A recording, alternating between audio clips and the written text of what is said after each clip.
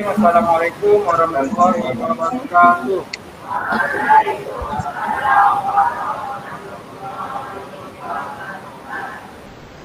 Selamat pagi, bagaimana kabarnya anak-anak?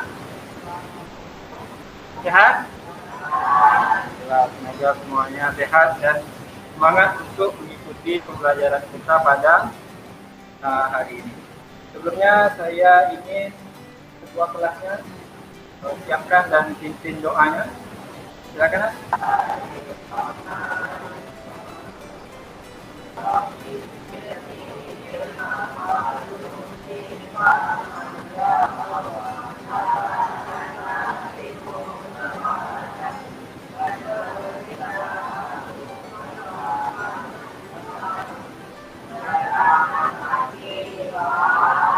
Ya, selamat pagi. Bagaimana kabarnya?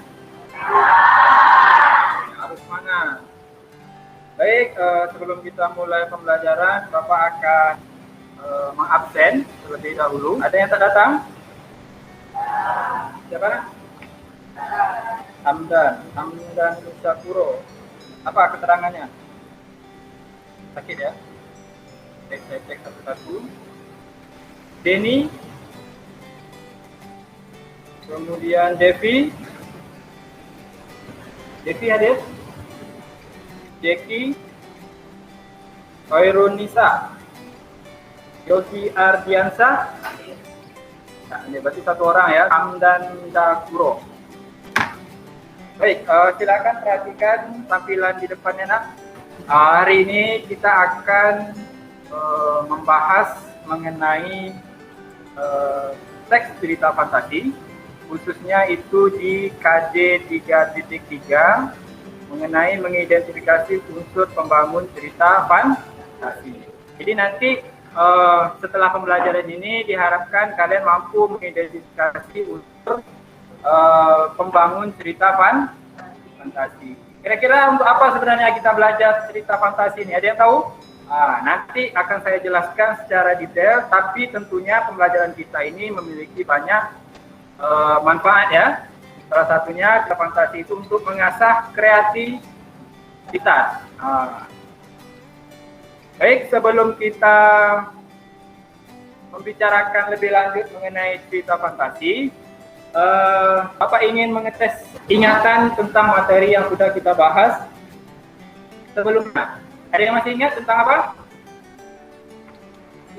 Tentang apa? Teks deskripsi. Apa yang masih ingat? Apa kira-kira teks deskripsi itu? Coba, saya mau dengar suaranya. Jangan malu-malu, sampaikan saja. Penjelasan. Seolah-olah nanti yang membaca itu merasa seperti nyata, gitu dia. Jadi jangan sampai materi yang sudah kita pelajari kita lupakan. Nanti dibaca-baca lagi nah ya. Sekarang silakan lihat tampilan di depan. Teks cerita fantasi adalah teks narasi yang dibangun menggunakan alur cerita yang normal, imajinatif, dan khayalan semata. Jadi bisa terlihat bahwa unsur utama dari cerita fantasi itu ialah imajinasi. Tokoh dalam cerita fantasi bisa diberi watak dan ciri yang unik. Jadi keunikan tokoh ini yang menjadi ciri utama dari cerita fantasi. Contoh, ada manusia yang bisa terbang, ya kan? Ada manusia yang bisa menghilang. Ada manusia yang punya kekuatan super. Itu semua hasil dari imajinasi. Tokoh unik yang ditonjolkan dalam cerita fantasi. Yang kelima, apa yang kelima? Bersifat fiksi. Otomatis karena dia cerita fantasi tentu dia hasil dari imajinasi. Jadi fiktif, bukan kejadian nyata. Boleh tidak kita ambil cerita nyata dalam cerita fantasi? Boleh? Tapi dengan catatan ceritanya dimodifikasi. Jadi dunia nyata dicampur dengan dunia nyata. Sampai di sini ada yang ditanyakan? Kalau tidak ada kita lanjutkan. Selanjutnya ialah jenis-jenis cerita fantasi. Ada yang tahu udah berapa cerita fantasi? Ya. Nih, Ya. berdasarkan latar cerita, dia dibedakan menjadi Ya. dua. Sezaman dan lintas waktu. Ini kan ada masa lampau, ada masa yang akan datang. Kalau sezaman, dia hanya di satu masa saja. Boleh di masa lampau saja atau di masa yang akan datang. Tapi kalau lintas zaman, sebentar dia di sini, sebentar dia di sini. Nah, makanya dia menerobos ruang dimensi waktu. Latar sezaman berarti latar yang digunakan satu masa. Fantasi masa kini, fantasi masa lampau, atau fantasi masa yang akan datang. Ya hanya satu lah, latar. Mau lihat sekarang, masa lalu, atau masa yang akan datang. Kemudian, yang lintas waktu ialah menggunakan dua latar waktu yang berbeda. Misalkan masa sekarang dengan masa lampau, atau masa sekarang dengan masa yang akan datang. Nanti ada contoh ceritanya. Kemudian berdasarkan kesesuaian dengan kehidupan nyata ada berapa? Ada dua. Coba yang paling ujung. Yang pertama disebut apa? Cerita fantasi. Turunkan maskernya. Yang pertama cerita fantasi total. Apa yang maksud dengan cerita fantasi total? Coba. Apa tuh?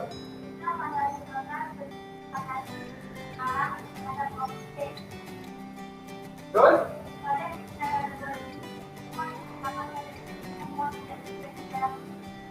Jadi total keseluruhan ceritanya hanya imajinasi atau hayalan semata. Tidak ada dicampur dengan yang nyata.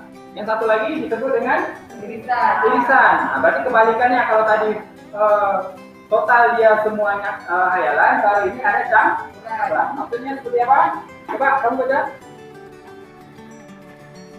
Fantasi irisan yaitu cerita fantasi yang menggunakan fantasi tetapi masih menggunakan nama-nama dalam kehidupan nyata, menggunakan nama tempat yang ada di dalam dunia nyata atau peristiwa pernah terjadi pada dunia nyata. Ya, jadi dia bercampur. Misalkan dia menjelaskan tempatnya benar ada di dunia nyata, tapi dibuat seolah-olah tempat itu bisa dimodifikasi menjadi misalkan contohkan pernah nonton film Alien. Alien itu kan dari luar nyata, dia datang ke bumi. Bumi itu sebagai tempat yang nyata, alien itu sebagai yang nyatanya, jadi campur. Sampai di sini ada yang ditanyakan? Kalau tidak ada, coba dilihat. Saya akan tampilkan contoh dari cerita fantasi. Sebelum saya putarkan, ada yang nggak tahu cerita ini tentang apa? Tentang apa kira-kira? Tentang alien. Ya? Tentang mobil. Tentang alien, tentang mobil, tentang apa lagi?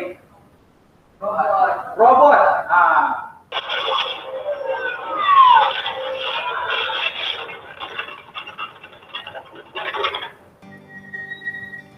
Bagus filmnya? Pernah nonton? Nanti fullnya silakan ditonton sendiri. Kira-kira cerita tadi termasuk cerita fantasi atau tidak? Kenapa? Kira-kira alasannya itu disebut cerita fantasi? Karena hayalan. Apa yang hayalan dari cerita tersebut? Mobilnya bisa berubah menjadi kemudian apa lagi? Kita bertempur. Yang tak masuk akalnya yang mana tadi? Ada berubah jadi sekarang kita masuk kegiatan inti dari pembelajaran kita. Bapak nanti minta kalian berdiskusi, ya. Apa yang didiskusikan? Nanti kalian menganalisis cerita fantasi yang Bapak bagikan. Satu kelompok mendapatkan satu cerita. Silakan dianalisis sesuai cerita yang tidak. Kelompoknya sudah Bapak bagikan kemarin ya. Sekarang silakan duduk ke kelompoknya masing-masing, jangan ikut langsung menuju kelompoknya masing-masing. Ada 3 kelompok kemarin, silakan dimulai kerjakan dari sekarang. Mana? Yang mana yang coba? Sumber cerita bangsa. Kalau sudah siap, silakan mulai dari kelompok Anda bacakan. Bacakan. Kelompok 3 ya.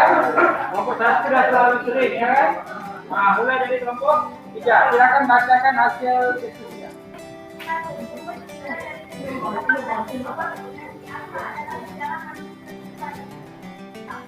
Bagaimana kelompok 1 dan kelompok 2? Benar tidak jawabannya tadi?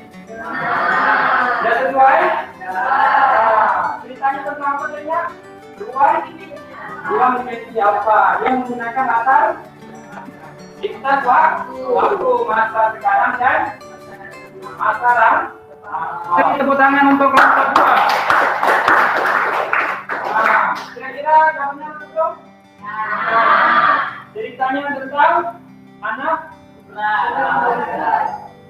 Berarti sudah paham semuanya ya?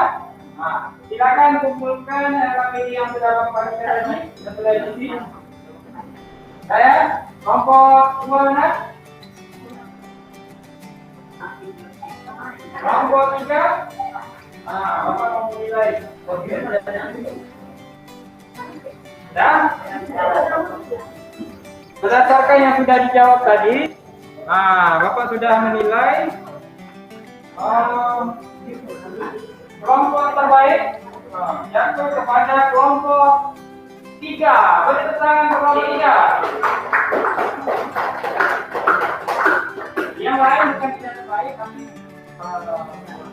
sedikit kurang, ya. Kemudian yang kedua itu dari kelompok 1. Dan yang ketiga dari kelompok 2. Beri tepuk tangan untuk kalian sendiri.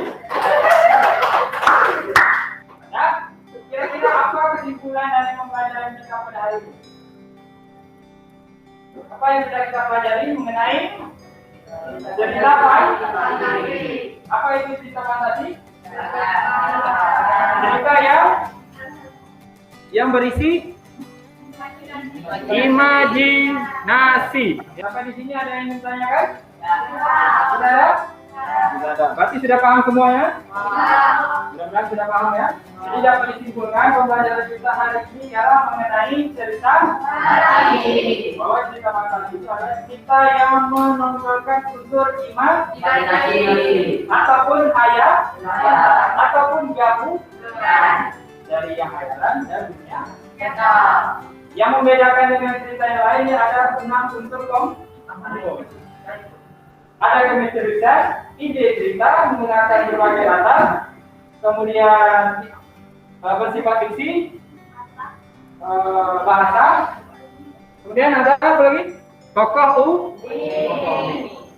jadi itu kesimpulan kita dalam pembelajaran hari ini. Bapak sudah menilai, sudah bagus. Untuk tugas di rumah, silakan buka halaman 49. Ya, itu untuk tugas di rumah. Buka halaman 40. Kerjakan latihan itu di rumah. Paham? Kemudian untuk di depan, kita masuk ke materi yang baru mengenai masih tentang fantasi, tapi sudah masuk ke bagian menceritakan kembali. Nah, silakan baca bukunya. Mudah-mudahan apa yang kita pelajari tadi dapat dipahami. Baik, kita cukupkan pembelajaran kita sampai di sini. Silakan ketua kelasnya pimpin doanya.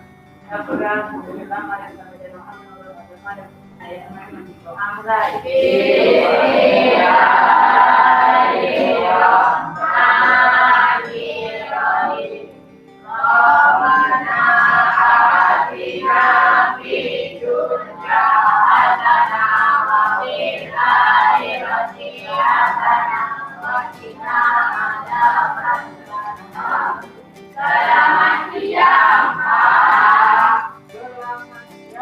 Assalamualaikum warahmatullahi wabarakatuh.